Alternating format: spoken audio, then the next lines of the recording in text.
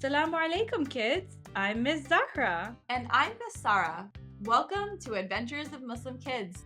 the podcast where kids just like you take center stage and become the storytellers. Each story is packed with fun, wild moments, and sprinkled with lessons from the Quran, the Prophet, and his family, peace be upon them. Because being a Muslim kid can be your biggest superpower. Let's hand it over to your favorite adventurers to show you how. Salam! I'm Ahmed. And I'm Zainab. Get ready. Because the adventure starts now.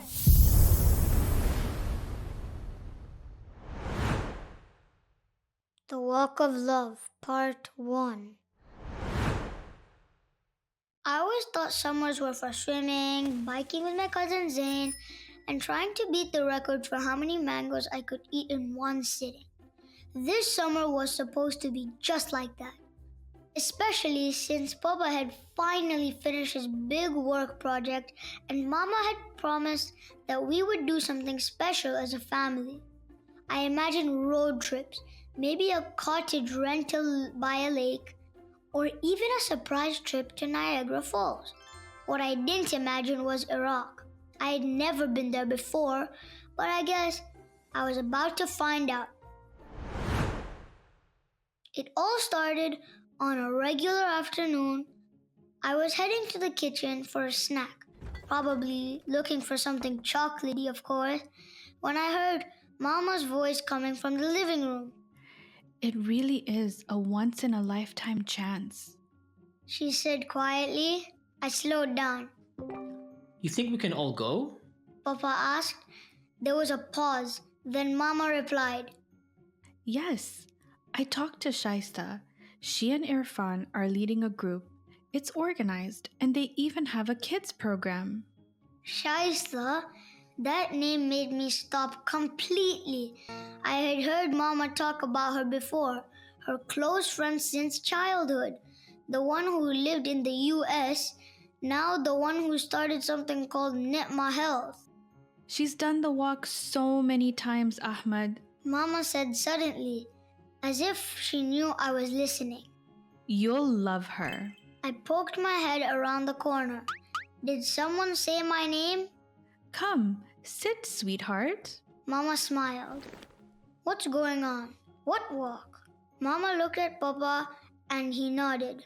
She turned to me and said, We're going to Iraq, Ahmed, for Arbaeen. My eyes went wide. What? Like a vacation? Not exactly. Papa said, chuckling. It's a visitation, a ziyarah. We are going to visit Imam Hussain alayhi salam. I blinked. Isn't it the grandson of the Holy Prophet? Exactly. Mama said. And not just the Prophet's grandson, Imam Hussain is someone deeply beloved to Allah. Visiting him is an act of worship for Allah too. What is so special about Arba'in? I asked. They looked at each other again. Then Papa leaned forward and said, 40 days after Ashura, the day Imam Hussain was martyred, millions of people walk from Najaf to Karbala to pay their respects. It is one of the largest peaceful gatherings on earth. I tilted my head. What does martyred mean? Papa's face turned serious. A martyr is someone who gives their life in the way of Allah. Imam Hussain stood up against a tyrant named Yazid, who was distorting Islam and hurting innocent people. Imam Hussain could have stayed quiet, but he refused to give his allegiance to someone who disobeyed Allah, even though it cost him his life and the lives of those whom he loved. He chose Allah's truth over safety. I looked down at my hands. It was hard to imagine someone doing that, giving up everything. Our Zoom orientation with Imran Datoo, who is the group leader, is about to start. I got excited. Zoom usually meant boring lectures and awkward silences. But when the screen came on, there was a man in glasses and a huge smile. His voice was loud, full of energy. Assalamu alaikum, everyone. he said, waving into the screen. My name is Imran Datoo, and if you are here right now, that means you are going to be part of something absolutely incredible. Something people only dream about their whole lives. You see, you have been invited to walk towards Imam Hussain alayhi salam. Imagine how much Allah subhanahu wa ta'ala must really love you. He paused, then leaned in a bit closer. Today, over 20 million people walk from Najaf to Karbala to honor Imam Hussain alayhi salam. It's not just a walk, it's a statement. It says that we stand with justice, with truth, with courage, just like Imam Hussain alayhi salam did. He took a deep breath and softened his tone. But it's also long, dusty, sometimes very hot, sometimes crowded. So how do we prepare? Well, that's where our next guests come in. They've done the walk many times and they've helped hundreds of families make it through with strong feet and strong hearts. So please welcome my dear friends from Ni'mah Health, Shaista and Irfaan Bhinji. The screen shifted to a woman in a calm blue hijab and glasses smiling kindly. Assalamu alaikum. I'm Sister Shaista, and I work with families and communities to support something called spiritual health. That means taking care of your soul just like you take care of your body and mind. Wait, what's that? Like going to the gym but for your ruh? Everyone laughed. Auntie Shaista smiled.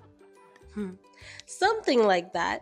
Yes, spiritual health means feeling close to Allah, being kind, and knowing why you're doing good things, even when no one is watching. It's especially important during the Arbaeen walk because it's not just a foot journey, it's a heart journey. That's beautiful. Kids, this walk will be unlike anything you have ever done. Now, your legs might get tired, you might get a little cranky too, but your soul, it'll grow stronger every step of the way. And there are easy ways to strengthen your soul on the walk. For example, She held up a small tasbih. as you walk, remember to say, La ilaha illallah, which means there's no God but Allah. You can also say, Ya Hussain, as you walk. Remember, when we say Ya Hussain, we're not worshipping him, we are calling out to him in remembrance, like the way we say Ya Muhammad. It's a way of saying, I remember you, I want to be like you, I want to stand for what's right, just like you did. Uncle Irfaan popped in beside her and grinned. And don't forget snacks, dates, bread, and comfy shoes. Those are your best friends. But the real fuel, that's your niyyah, your intention. And when we start walking, I'll share more with you. Imran closed the session with a smile. Remember, this journey isn't about how fast you walk, it's about why you walk. So get your hearts ready. Later that evening, Papa handed me a small leather-bound notebook. This is for your reflections. He said, Write what you see, what you feel. The journey isn't just outside, it is inside too. I opened it and carefully wrote Ahmed on the first page in my best handwriting. Below it, I drew a small heart with a footprint next to it. Then I wrote a line I'd heard on the Zoom call.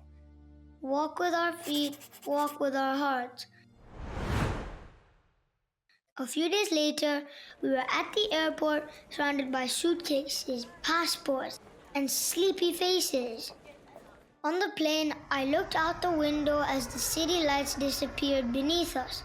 I tried to imagine what Iraq would look like, what it would feel like.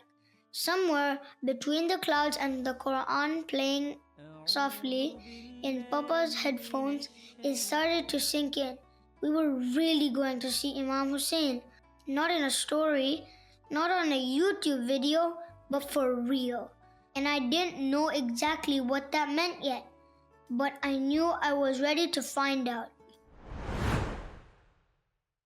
The moment we stepped out of the airport in Najaf, it hit me all at once. The air was warm and dry, like a kind of dusty stillness that made everything feel slower, like time had decided to walk instead of run. People moved in every direction, some speaking Arabic, others holding flags, some hugging and crying like they hadn't seen each other in years. I clutched Mama's hand, my backpack feeling heavier than usual, even though I'd only packed 2 sets of clothes, my notebook, and a box of dates. Stay close. Papa said as he tried to wheel our luggage through a sea of people. It wasn't just crowded, it was alive. Everywhere I looked, I saw people with soft eyes and tired feet. Some had come from places I only knew about. Pakistan, Iran, Lebanon, Tanzania, England, and even America. And somehow, we were all here for the same reason. We piled into a dusty van with a few other families from our group, bumping along the streets of Najaf as the sun dipped lower in the sky. Minarets began to appear on the horizon. When I finally saw the golden dome of the shrine of Imam Ali alayhi salam, something stirred into my chest. It wasn't excitement, it wasn't fear. It was softness. Like my heart remembered something my mind had forgotten. The next morning it was time. The walk from Najaf to Karbala had officially begun. The walk began slowly like a river starting to flow. People all around us called out together, Labbaika ya Hussain, Labbaika ya Hussain.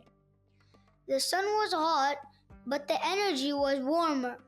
People handed out water, biscuits, and dates. Some even offered to massage the tired feet of Zawar, the visitors of Imam Hussain, or a place to rest. I had never seen anything like this. But as the crowd grew thicker, I started feeling nervous. Too many people, too many voices. I turned to tell Papa, but he wasn't there. Neither was Mama. I spun around. No familiar faces. Papa, I said. No answer. Mama, I tried louder. Still nothing. Just the sea of voices around me. Labbaika ya Hussain, Labbaika ya Hussain. My heart pounded. I clutched my journal tight and whispered, Papa, Mama. My voice drowned in the sea of Labbaika ya Hussain. I was all alone. And that's a wrap for today's adventure. We hope that today's story inspired you to unlock your own Muslim kid superpowers. And if you enjoyed today's episode, don't forget to grab your freebie. It's in the show notes and on our Instagram at Adventures of Muslim Kids. Oh, and if you love listening to this podcast, make sure to subscribe so you never miss an episode. We'll be back soon with another exciting adventure. Until next time, Assalamu alaikum wa rahmatullahi wa barakatuh.